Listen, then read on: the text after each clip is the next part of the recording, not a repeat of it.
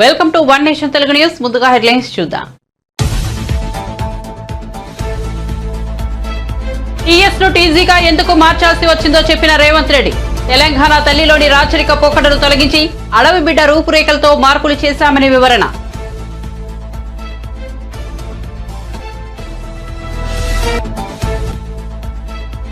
చింతలపూడిలో చంద్రబాబు రాకలిన సభ. ప్రభుత్వాన్ని దింపేందుకు ప్రజలు సిద్ధంగా ఉన్నారన్న చంద్రబాబు.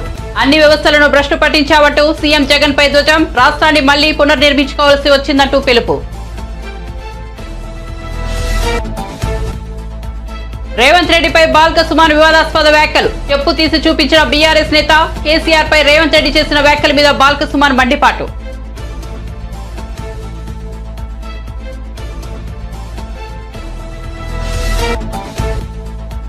జార్ఖండ్ అసెంబ్లీలో హేమంత్ సోరెన్ భావోద్వేగ ప్రసంగం. దేశ చరిత్రలో ఓ ముఖ్యమంత్రిని అరెస్ట్ చేయడం తొలిసారిని వ్యాఖ్య.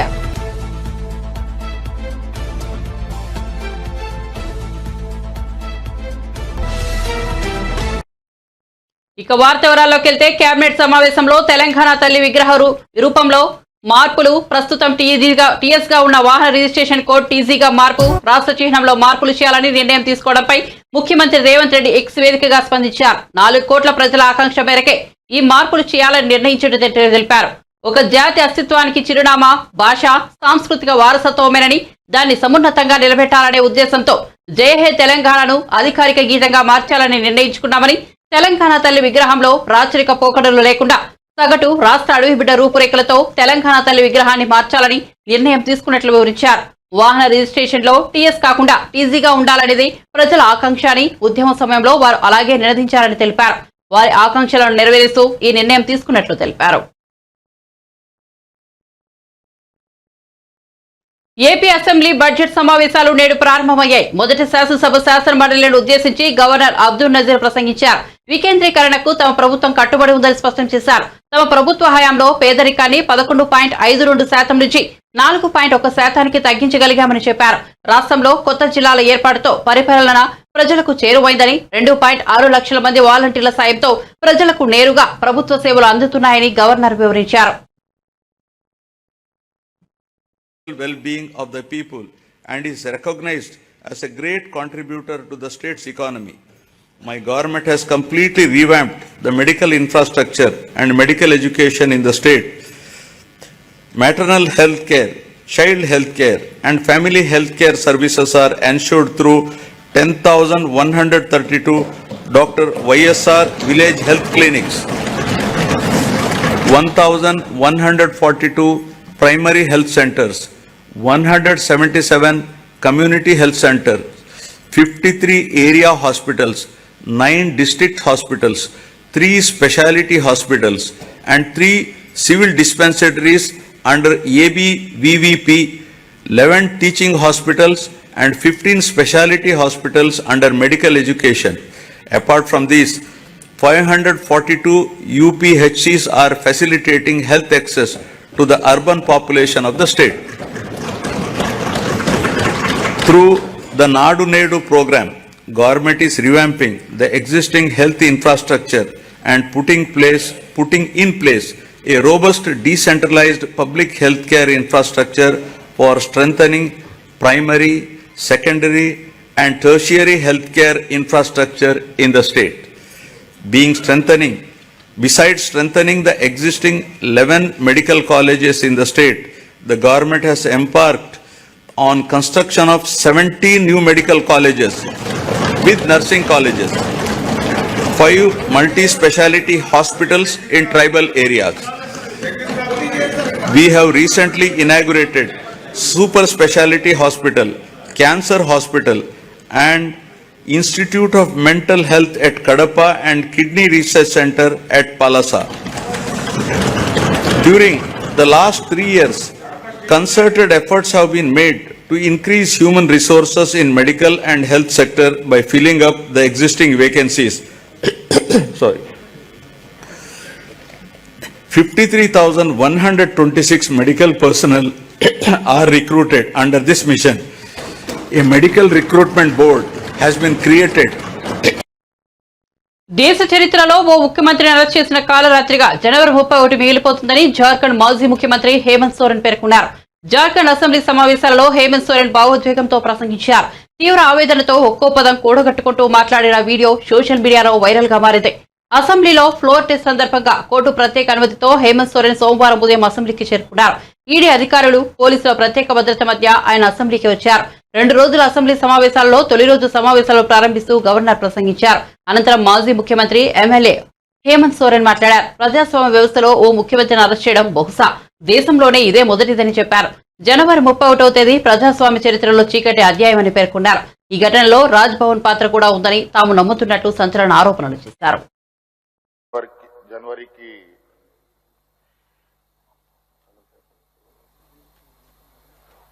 जो काली रात, काला अध्याय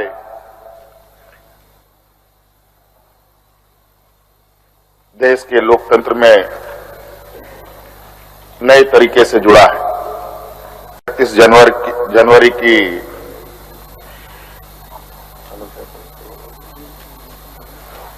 जो काली रात, काला अध्याय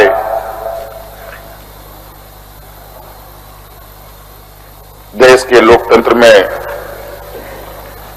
नए तरीके से जुड़ा है।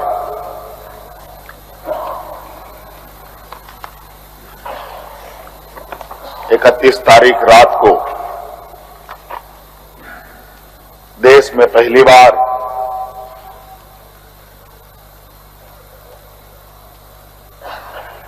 किसी मुख्यमंत्री का गिरफ्तारी हुई हो मेरे संज्ञान में नहीं है।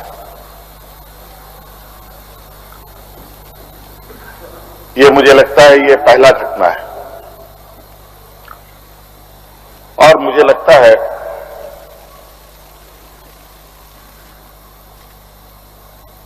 इस घटना को अंजाम देने में कहीं ना कहीं राजभवन भी शामिल रहा है।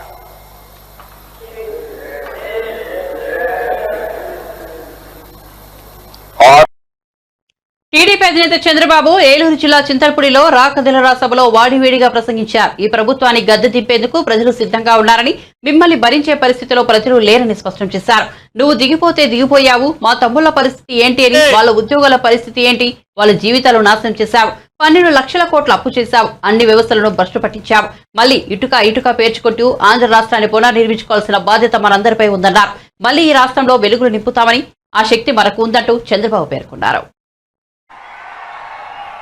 ఇంకో పక్క మా తమ్ముళ్ళు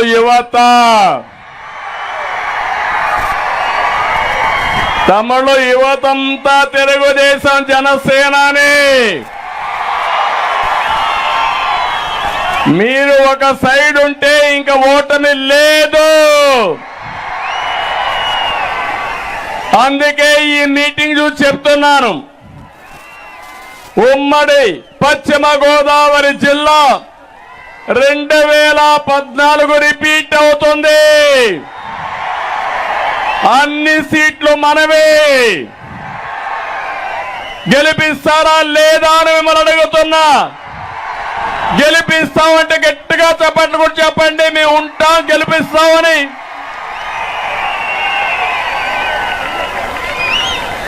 ఈ గెలుపు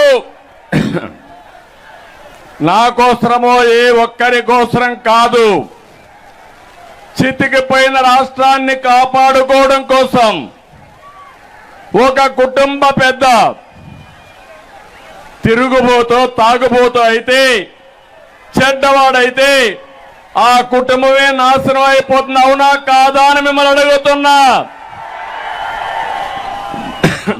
అదే ఒక రాష్ట్ర పెద్ద అంటే ఒక ముఖ్యమంత్రి ఒక విధ్వంసకారుడైతే, ఒక అవినీతి పరుడైతే, ఒక సైకో అయితే ఆ రాష్ట్రం ఏమవుతుంది తమ్ముళ్ళు అని మిమ్మల్ని అడుగుతున్నా. అదే ఈ రాష్ట్రంలో జరిగింది. 4 సంవత్సరాల 10 నెలలు, ఇంకా 2 నెలలే మిగిలింది. రాష్ట్రాన్ని సర్వనాశనం చేశాడు, బ్రాండ్ ఇమేజ్ దెబ్బతీశాడు. ఇవన్నీ చేసి నిన్న మాట్లాడుతున్నాడు, మొన్న ఒక మీటింగ్లో మాట్లాడాడు.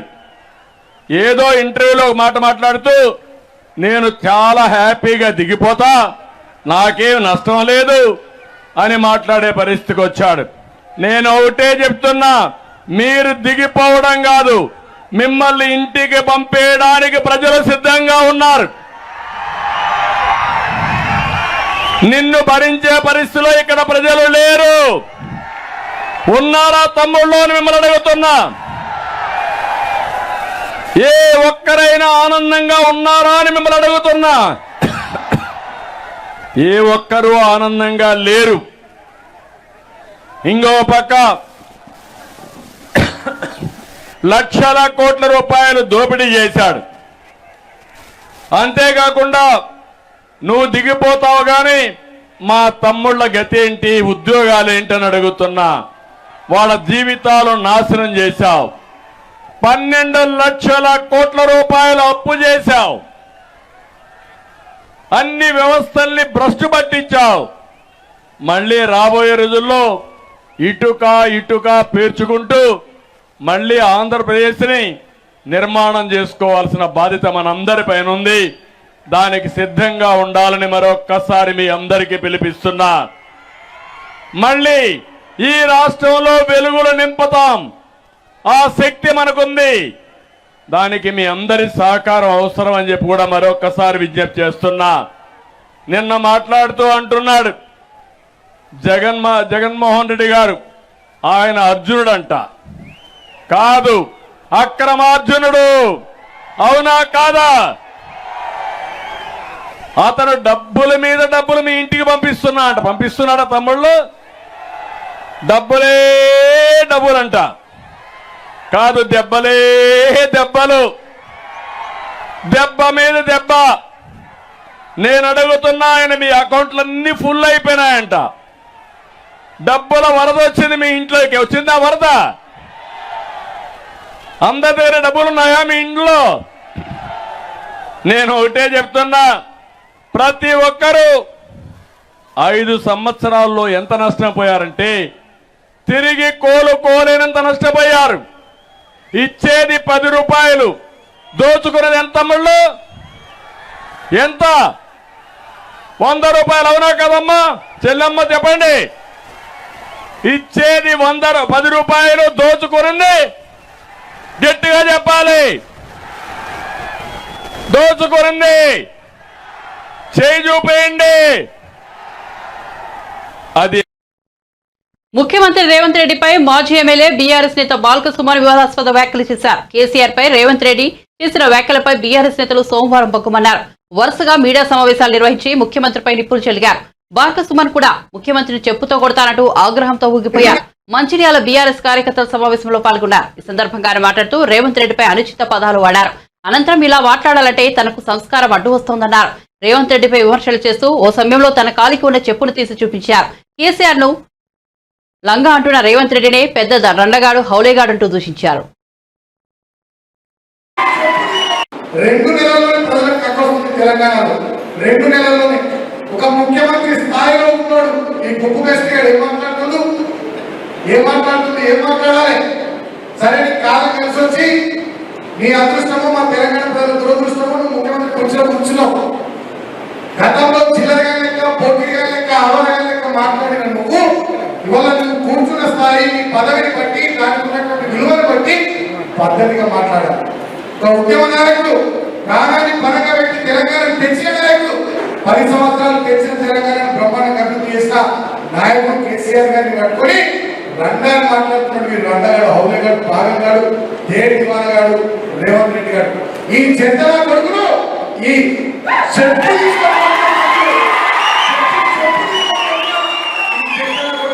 అట్లే కానీ మనకు సంస్కారం అంటే వస్తున్నది. బిడ్డ పునర్కాన్ రేవంత్ రెడ్డి నా కొడుకు ఖబర్దార్. మా కేసీఆర్ అంటే మా ప్రభుత్వం లేకపోవచ్చు, లక్షల మంది పండగకి తొక్కుతుంది. మాజీ సీఎం కేసీఆర్ పై మంత్రి కోమటిరెడ్డి వెంకటరెడ్డి ఫైర్ అయ్యారు. కేసీఆర్ ఎస్ఎల్బీసీ ప్రాజెక్టు నిర్వీర్యం చేశారని పేర్కొన్నారు. నల్గొండ జిల్లాకు కేసీఆర్ బీఆర్ఎస్ పార్టీ అన్యాయం చేశారని ఆరోపించారు. జగదీష్ రెడ్డి మంత్రిగా ఉన్నప్పుడు సాగునీటి ప్రాజెక్టులపై ఏనాడు రివ్యూ మీటింగ్ ఏర్పాటు చేయలేదని విమర్శించారు. ఉమ్మడి జిల్లాలో కరువుకు కేసీఆర్ కారణమని ఆరోపించారు. తాము వచ్చి 2 నెలలు కాలేదని ప్రాజెక్టులు అప్పగించేందుకు ఎవరితోనో కుమ్మక్కయ్యావో చెప్పాలని కోమటిరెడ్డి ప్రశ్నించారు. కేసీఆర్ హయాంలోనే ప్రాజెక్టులని కేఆర్ఎంపీకి అప్పగించామని చెప్పారు. దోచుకోవడానికే కాళేశ్వరం ప్రాజెక్టుని తీసుకొచ్చారని చెప్పారు. నల్గొండకు వచ్చి పబ్లిక్ మీటింగ్ పెడతామని చెబుతున్నారని, ఇక్కడికి వస్తే ప్రజలు తరిమి కొడతారని అన్నారు. కేసీఆర్, హరీష్ రావులు చేసిన పాపానికి ప్రజలకు బహిరంగ క్షమాపణలు చెప్పాలని డిమాండ్ చేశారు. దానికంటే ముందు మీకు విషయం చెప్పాలి. ఈ దుర్మార్గుడు కుర్చీ చేసుకొని కూర్చొని ఎస్ఎల్బిసి సొరంగం పూర్తి చేస్తా అని చెప్పి సొరంగాన్ని ఒక్కసారి కూడా రివ్యూ చేయలేదు. దాని మీద అక్కడికి రాలేదు. ఇరిగేషన్ మినిస్టర్గా అక్కడికి వెళ్ళలేదు. ఒక పనికిరాని ఒక అంతకునికి మంత్రి పదవి ఇచ్చి రాజకీయ అనుభవం లేకుండా ఏదో ఆయనకు సాయంత్రం పూట కంపెనీ ఇచ్చే వారికి మంత్రి పదవి ఇస్తే ఆ దరిద్రుడు ఒక్కసారి కూడా సొరంగ మార్గం కానీ, డిండి ప్రాజెక్టు కానీ, ఏఎంఆర్పి మెయిన్ కెనాల్కు లైనింగ్ చేపియాలి, డిస్ట్రిబ్యూటర్కి లైనింగ్ చేపియాలి, వరద కాలువకు లైనింగ్ చేపియాలి, అలాగే బ్రాహ్మణ విలువలు పూర్తి చేయని సోయి లేదు. కనీసం సందర్శించలే. ఎంతసేపు ఎక్కడ దోచుకుందామా, యాదాద్రి థర్మల్ ప్లాంట్లో 1000 కోట్లు ఏ విధంగా దోచుకోవాలనే ఆలోచనతో దోచుకున్నాడు. సూర్యాపేటలో కలెక్టర్ ఆఫీస్లో ఈడగడుతున్నా అని చెప్పి ఎస్పీ ఆఫీస్ పక్కకు చూసి రాత్రి తీసుకుపోయి ఒక అసైన్ ల్యాండ్ చుట్టుపక్కల అసైన్ భూములు కొని అక్కడ కట్టి 100 కోట్లు సూర్యాపేటలో సంపాదించుకున్నాడు. కనీసం ఇవాళ సూర్యాపేటలో కూడా నీళ్లు లేని మూసి నీళ్లు తాగే పరిస్థితి ఇవాళ ఆ పనికిరాని వానికి జిల్లాకు మంత్రి పదవి ఇచ్చినందుకు. అందుకనే ప్రజలు కూడా ఎట్లా కొట్టిందంటే మళ్ళా చెప్పుతో కొట్టినట్టు ఒక్క సీటు బొటాపట్టిన 200-300 కోట్లు ఖర్చు పెట్టి మాకు ప్రచారానికి సమయం లేక అక్కడున్న మా నాయకుడు దామోదర్ రెడ్డి గారు కొద్దిగా అనారోగ్యంతో గడప తిరగలేక ఓడిపోయింది తప్ప నైతికంగా గెలిచింది దామోదర్ రెడ్డి. ఈ దుర్మార్గులు ఓడిపోయినట్టే లెక్క 3000తో గెలిచిన. ఆయన మూలాన కేసీఆర్ మూలాన మా జిల్లా నాశనం చేసి అలా 70% పూర్తయిన సొరంగాన్ని ముట్టుకోలేదు, 95% పూర్తయిన బ్రాహ్మణ వెలువల ప్రాజెక్టు పూర్తి చేయలేదు. ఉత్తర తెలంగాణలో అవసరం లేకున్నా కాళేశ్వరం బ్యారేజ్ పెట్టుకున్న దోచుకోవడానికి కింద బ్యారేజీలు కట్టి పైకి నీళ్ళు తీసుకొచ్చి 3 ఏళ్ళు గడపకుందే వేడిగడ్డ కూలిపోయిందంటే ఖాళీ వేసడం కమిషన్లకు ఒక విధంగా కదా. మేము కట్టిన నారాయణసాగర్ డ్యాములు కానీ, బాగ్రానంగల్ డ్యాములు కానీ, శ్రీశైలం కానీ ఇప్పటికీ ఒక క్రాక్ కూడా రాలే. మొత్తం కమిషన్ల కోసం దోచుకొని ఒక్క కొత్త ఎకరానికి కూడా కాళేశ్వరం సాగునీరు చేయలే. ఎక్సెప్ట్ ఆయన ఫామ్ హౌస్ 400 ఎకరాలకు బ్రాంచ్ కెనాల్ తీసిండు మల్లన్న సాగర్కి వెళ్ళి, కొండపోచమ్మకి వెళ్ళి ఆయన ప్రాంతానికి. ఆయకట్టు 96,000 న్యూ ఆయకట్టు వచ్చింది. 2 లక్షల కోట్లు ఖర్చు పెడితే 4,000 కోట్లు ఖర్చు పెట్టి కొత్త రేట్లు ఇస్తే సొరంగం అయిపోతుండే. 30 ఏళ్ల కింద ఎప్పుడో ఎన్టీ రామారావు ఉన్నప్పుడు తీసిన మెయిన్ కెనాల్ ఏఎంఆర్పి 500 కోట్లు లైనింగ్ అయిపోతుండే. డిస్ట్రిబ్యూటర్ కెనాల్కు 400 కోట్లు ఇస్తే అయిపోతుండే. సొరంగం పూర్తయితే ఇవాళ మాకు ఈ కర్మ ఉండదు. మాకు ఇవాళ సాగర్ ఏఎంఆర్పి మోటార్లు పెట్టుకోక ఇప్పుడు బయట రైతులు 1000 మంది ఉన్నారు. ఊళ్ళకి వెళ్ళి మంచినీళ్ళు లేవు. దానికి కారకుడు వీడే కేసీఆర్. ఎందుకంటే సొరంగం 824 లెవెల్లో డిజైన్ చేసి ఆ రోజు కొట్లాడి శాంక్షన్ చేయించిన. మేనిఫెస్టోలో చెప్పిందే ముఖ్యమంత్రి వైఎస్ జగన్మోహన్ రెడ్డి చేస్తున్నారని మంత్రి చెల్లుబోయిన వేణుగోపాల్ అన్నారు. అసెంబ్లీలో సోమవారం ఆయన మీడియాతో మాట్లాడారు. పేదవాడికి మంచి చేసిన సీఎం జగన్ ను ఓడిస్తానంటున్న చంద్రబాబు వచ్చే ఎన్నికల తర్వాత కనుమరుగవుతారని హెచ్చరించారు. చంద్రబాబు నమ్మితే మోసపోయినట్లేనన్నారు. సీఎం జగన్ పాలనలో రాష్ట్రంలో పేదరికం గణనీయంగా తగ్గిందన్నారు. పేదవాడు భద్రతతో బతుకుతున్నాడని చెప్పారు. రాజ్యాంగ నిర్మాతలు ఇదే కోరుకున్నారన్నారు. అయినా దుష్ట చతుర్శయం ధనదాహంతో సీఎం జగన్ పాలనపై అసక్తి ఆరోపణలు చేస్తున్నారని మండిపడ్డారు చెల్లుబోయిన. చేయగలిగినటువంటి యుద్ధానికి బాణమని నమ్మినటువంటి అంబేద్కర్ గారి ఆలోచన ఈ రాష్ట్రంలో అమలు చేసినటువంటి తీరు నాడు నేడు కానీ, గోరుముద్ద కానీ, విద్యా కానుక కానీ, విద్యా దీవెన కానీ, నాడు నేడు కానీ ఇవన్నీ చూసాం. అలాగే పేదరికంలో ఉండి వయసు వచ్చిన తర్వాత ధనవసరాన్ని ఎలా తీర్చుకోవాలో తెలియనటువంటి మహిళలకి ఒక ఆత్మస్థైర్యము, ధైర్యం అందించడానికి ఆసరా, చేయూత, చేదోడు ఇటువంటి కార్యక్రమాలతో పాటు అంటే ఈ భూమి అంటే తరతరాలుగా ఉన్న పేదరికం అనేటువంటి దీర్ఘకాలిక రోగానికి చికిత్స అందించడం అంటే తాను దినమంతా కష్టపడి గూటికి చేరిన తర్వాత ప్రశాంత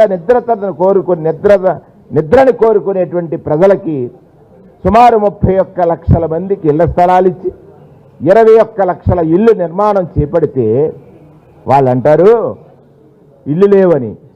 14 సంవత్సరాలు పరిపాలించారే, ఏ రోజైనా ఈ రకమైన ఆలోచన చేశారా? 14 ఏళ్ళు ముఖ్యమంత్రి చేశాడే, ఏ రోజునైనా విద్యాపరంగా ఈ నిర్ణయాలు తీసుకున్నాడా? 14 సంవత్సరాలు ముఖ్యమంత్రి చేశాడే, పేదవాడి ఆరోగ్యం గురించి ఎప్పుడైనా ఆలోచన చేశాడా? ఇవాళ 25 లక్షల రూపాయలు ఆరోగ్యశ్రీ కార్డు ఇచ్చి తను ఈ రాష్ట్రంలో పుట్టినందుకు గర్వపడేలాగా పేదవాడు భద్రతతో బతుకుతుంటే అది చూసి తట్టుకోలేక పేదరికం 11.7% ఉంటే ఈవేళ ఇది 2 అంకెల పేదరికం 1 అంకెకి వచ్చి 4% తగ్గిందనంటే ఇది కదా పాలన, ఇది కదా రాజ్యాంగం మనకు చెప్పింది, ఇది కదా రాజ్యాంగ నిర్మాత కోరుకున్నటువంటి పరిపాలన. ఈ పాలన మీద దుష్ట చతుష్టయమనొచ్చు. ఎవరైతే కొంతమంది వాళ్ళ ధనదాహానికి వాళ్ళు అనేకమైనటువంటి అసత్య ఆరోపణలు చేస్తూ ఉన్నారు. వాస్తవం మాట్లాడుకుందాం మీడియా మిత్రులారా, మీ ద్వారా రాష్ట్ర ప్రజానీకాన్ని నేను కోరుతా ఉన్నాను.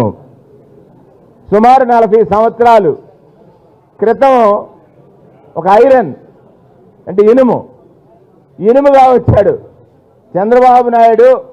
తన మామగారు పెట్టినటువంటి పార్టీని లాక్కున్నాడు, ఇనప ముక్కగా తుప్పు పట్టేశాడు. ఈ రాష్ట్రంలో ఉన్న అన్ని వ్యవస్థల్ని, ఒక్క వ్యవస్థ కాదు, ఈ దేశానికి 4 పిల్లర్స్ ఉన్నాయి. ఒకటి న్యాయ వ్యవస్థ, రెండవది రాజకీయ వ్యవస్థ, మూడవది అధికార వ్యవస్థ, 4వది మీడియా వ్యవస్థ. అన్ని పిల్లర్ని కూడా తుప్పు పట్టించేశాడు. కానీ ఇవాళ తుప్పు పట్టిన ఈ ఐరన్ చంద్రబాబు నాయుడిని మళ్ళీ కట్టాలని ప్రయత్నించేటువంటి 4 మిత్రులు ఉన్నారు, 5 మిత్రులు. మొదటివాడు ఈయన తుప్పు పట్టిన ఇనుమైతే కల్తీ సిమెంట్గా రామోజీరావు గారు, కల్తీ కంకర్గా రాధాకృష్ణ గారు. ఇసుక క్వాలిటీ ఉండాలి, పొండిసుక, దాంట్లో TV5 వారు నాయుడు గారు. దానితో పాటు ఇటుకలు కదా నిర్మాణానికి కావలసింది, అవి కూడా చౌడి ఇటుకలు అంటారు మా ప్రాంతంలో. సరైన మట్టితో తయారు చేసిన ఇటుక కాదది, చౌడి ఇటుకతో తయారు చేసినటువంటి లోకేష్ గారు. గురుజాల వైఎస్ఆర్సీపీలో వర్గపోరు మరింత ముదిరింది. ఎమ్మెల్యే కాసు మహేష్ రెడ్డి తీరుపై ఆ పార్టీ ఎమ్మెల్సీ జంగా కృష్ణమూర్తి తీవ్రంగా మండిపడ్డారు. ప్రజాస్వామ్యానికి పాతరేసి ఆటవిక రాజ్యం నడిపిస్తున్నారని ధ్వజమెత్తారు. తన స్వగ్రామం గామాలపాడులో స్థానిక సర్పంచ్కి ప్రభుత్వ విప్గా ఉన్న తనకు తెలియకుండా ఆసరా చెక్కులు పంపిణీ చేయడమేంటని ప్రశ్నించారు. గురుజాల నియోజకవర్గంలో ఒక ప్రత్యేకమైనటువంటి రాజ్యాంగం అమలు జరపడం జరుగుతుంది. గ్రామాల్లోకి వెళ్ళినప్పుడు గ్రామాల్లో ఉన్నటువంటి సమావేశాలకు కానివ్వండి, గ్రామాల్లో జరిగే అభివృద్ధి కార్యక్రమాలకు కానివ్వండి, ఆ గ్రామ సర్పంచి, ఆ గ్రామంలో ఉండే ప్రథమ పౌరుడిగా ఉన్నటువంటి సర్పంచ్ గారికి తెలియజేయాలి. వారి అధ్యక్షతన ఏదైనా సమావేశాలు కొనసాగించాల్సిన ఆవశ్యకత ఉంది. కానీ ఇక్కడ గురుజాల నియోజకవర్గానికి సంబంధించిన శాసనసభ్యుల గారికి ప్రత్యేకమైనటువంటి రాజ్యాంగం ఉంది. ఇదేదో ధరల పరిపాలన అనుకుంటున్నాడు. ప్రజాస్వామ్యం ఇది. గ్రామాలకు వచ్చినప్పుడు ఆ గ్రామాల సర్పంచులు కానివ్వండి, గ్రామాలకు సంబంధించిన పెద్దలకు కానివ్వండి, గౌరవించాల్సిన బాధ్యత ప్రజాప్రతినిధులపై ఉంది. ఆసరా సంబంధించి చెక్కుల్ని రాష్ట్ర వ్యాప్తంగా పంచుతారు, మంచిది. కానీ మా గ్రామానికి సంబంధించి మా గ్రామ సర్పంచ్ తెలియకుండా ఎవరినో 4-3 పిలిపించుకొని మాట్లాడి గ్రామంలో ఆసరా చెక్కులు పంపిణీ చేస్తామంటే ఇది సమంజసమా? అసలు ప్రోటోకాల్ అంటే తెలుసా? శాసన మండలికి సంబంధించిన సభ్యులు గౌరవించాల్సిన బాధ్యత కానీ ప్రోటోకాల్ సంబంధించి ఎమ్మెల్యే కాడికి పెద్దది. అంతేకాకుండా ఈరోజు గవర్నమెంట్ సంబంధించిన విప్పును నేను కనీసం నాకు కూడా తెలియకుండా మా గ్రామంలో చెక్కులు పంపిణీ చేయటం అంటే ఏ విధంగా చేయగలుగుతారు? వాళ్ళ స్వార్థం కోసం, వాళ్ళ డబ్బుల సంపాదన కోసం, వారి యొక్క పదవుల కోసం మిమ్మల్ని బలిపశులుగా చేసి గ్రామాల్లో తగవు పెట్టడానికి ప్రయత్నిస్తున్నటువంటి వారి యొక్క విధానాల్ని మీరు పసిగట్టండి. ఎందుకంటే మనందరం కూడా ఐక్యమత్యంగా ఉండాల్సిన అవసరం ఉంది. అది బీసీ కౌన్సిల్ సంబంధించి రాజధాని చేసినప్పుడు శాసనసభ్యులు మాట్లాడిన మాటలు చూస్తే బెదిరిస్తున్నారా, లేకపోతే బడుగు బలహీన వర్గాలకు సంబంధించినటువంటి ఎస్సీ ఎస్టీ బీసీ మైనార్టీ వర్గాలకు సంబంధించిన ప్రజాప్రతినిధులుగా ఉండకూడదా? ఎక్కడ కూడా ఒక శాసనసభ్యులకి పార్టీలను సస్పెండ్ చేసే అధికారం లేదు. ఆ పార్టీకి సంబంధించినటువంటి పార్టీ నిర్ణయాల ప్రకారం పార్టీకి సంబంధించిన డిసిప్లినరీ కమిటీ ఉంటుంది. ఆ కమిటీ సంబంధించాలకు కానీ ప్రకటన చేసి సస్పెండ్ చేసే పరిస్థితి ఉంది. అదే మరొక చోటకి ఉన్నట్లయితే పోటీ చేసినప్పుడు ఆ వ్యక్తులను ఎందుకు సస్పెండ్ చేయలేరు? అంటే మీకు ఎస్సీ ఎస్టీ మైనార్టీకి సంబంధించిన వాళ్ళే చులకన భావాలు కనపడుతున్నారా? వాళ్ళు ప్రజాప్రతినిధులు ఉండకూడదా అనే విషయాలు కూడా మేము స్పష్టంగా కడుతున్నాం.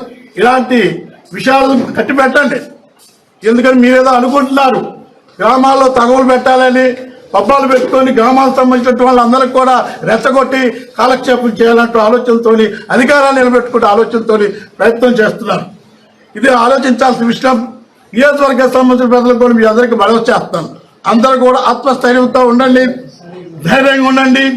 ఈ దొరల పరిపాలన సంబంధించి కానివ్వండి, ప్రజా వ్యతిరేక శక్తులకు సంబంధించి కానివ్వండి, ప్రజలను భయపెట్టిన ప్రజాప్రతినిధులకు సంబంధించి కానీ తప్పనిసరి కూడా రాబోయే పరిస్థితుల్లో కూడా బుద్ధి చెప్పాల్సిన అవసరం ఉందని కూడా మనం చేస్తూ, చంద్రబాబు ఒక్క హామీ కూడా అమలు చేయలేదని, జగన్ అన్ని అమలు చేశారని మంత్రి అంబటి రాంబాబు అన్నారు. సోమవారం అమరావతిలో అసెంబ్లీ ఆవరణలో మీడియాతో ఆయన మాట్లాడుతూ తన టార్గెట్ 175 పక్కా సాధిస్తామని ధీమా వ్యక్తం చేశారు. జనసేనకు టీడీపీ ఎక్కువ సీట్లు కేటాయించబోదని, అతిగా ఆశలు పెట్టుకోవద్దని హితవు పలికారు. సీట్ల ముష్టి కోసం పవన్ 2 సార్లు వెళ్లాడు. జన సైనికులు కుక్కతోక పట్టుకుని గోదావరి ఈదకండి, 60 సీట్లోని భ్రమలో ఉండకండి, 25 సీట్లో ముష్టి వేస్తాడని పేర్కొన్నారు.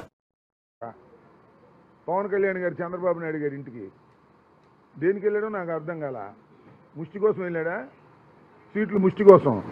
అయ్యా నేను చెప్తానయ్యా, ఆ జనసేన కార్యకర్తలకి, జనసేన నాయకులకి మాకు టికెట్ వస్తుంది, మేము గెలుస్తాము, ఓడతాము అని కంగారు పడుతున్నటువంటి జనసేన నాయకులందరికీ చెప్తున్నా, కుక్క తోక పట్టుకొని గోదావరి ఈదకండి. చంద్రబాబు నాయుడు గారి మాట విని పవన్ కళ్యాణ్ ముంచే పరిస్థితిలో ఉన్నాడు. ఏదో 60 సీట్లు ఇస్తారు, 70 సీట్లు ఇస్తారు, 8, 9 పార్లమెంట్ సీట్లు ఇస్తారని బయట మీరు ప్రచారం చేసుకుంటారు. ముష్టేస్తాడు. ఆ ముష్టి తీసుకునేటువంటి పరిస్థితి తప్ప గత్యంతరం లేని పరిస్థితి మీకుందని మనవి చేస్తున్నా. పొద్దున ఒకసారి వెళ్ళాడు, సాయంత్రం ఒకసారి వెళ్ళాడు. రోజు తిరగటమే పని తప్ప ఫలితం ఉండదు. ఏ 20, 25, 22, 23 ఇస్తే గగనం. ఇది అందరికీ తెలిసినటువంటి సత్యం. ఇవన్నీ కూడా మీరు ఆలోచించుకోండి. ఎవరైతే జనసేనకు ఉన్నటువంటి కార్యకర్తలు మీరు మోసపోతున్నారనే విషయాన్ని దయచేసి గమనించమని ఈ సందర్భంగా నేను చెప్పదలుచుకున్నాను. సక్సెస్ఫుల్ సీఎంగా ఈ రాష్ట్రంలో చరిత్రలో నిలబడిపోతాడు. మళ్ళా గెలిచిన ముఖ్యమంత్రిగా నిలబడబోతున్నాడు. డాక్టర్ వైఎస్ రాజశేఖర రెడ్డి గారు 2వసారి ఏ విధంగా నిలబడ్డాడో ఆ విధంగా ఎన్ని పద్మ వ్యూహాలు వేసినా, ఎందరు కలిసినా, ఎన్ని కుట్రలు చేసినా, ఎన్ని చీనికలు చేసినా చరిత్రలో నిలబడేటటువంటి విజయాన్ని జగన్మోహన్ రెడ్డి చూపించబోతున్నాడు రాష్ట్ర ప్రజానీకానికి. బులెటిన్ ముగించే ముందు హెడ్లైన్స్ మరోసారి చూద్దాం. టీఎస్ ను టీజీగా ఎందుకు మార్చాల్సి వచ్చిందో చెప్పిన రేవంత్ రెడ్డి. తెలంగాణ తల్లిలోని రాజరిక పోకడలు తొలగించి అడవి బిడ్డ రూపురేఖలతో మార్పులు చేస్తామని వివరణ.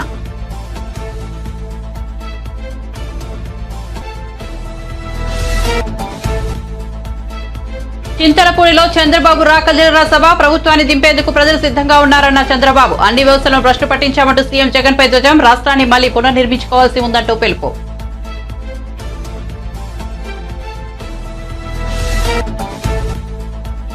రేవంత్ రెడ్డిపై బాల్క సుమన్ వివాదాస్పద వ్యాఖ్యలు. చెప్పు తీసి చూపించిన బీఆర్ఎస్ నేత. కేసీఆర్ పై రేవంత్ రెడ్డి చేసిన వ్యాఖ్యల మీద బాల్క సుమన్ మండిపాటు.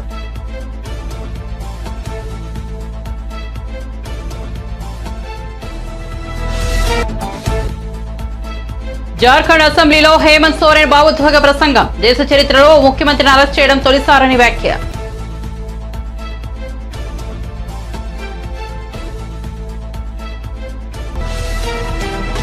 మరిన్ని అప్డేట్స్ కోసం చూస్తూనే ఉండండి వన్ నేషన్ తెలుగు న్యూస్.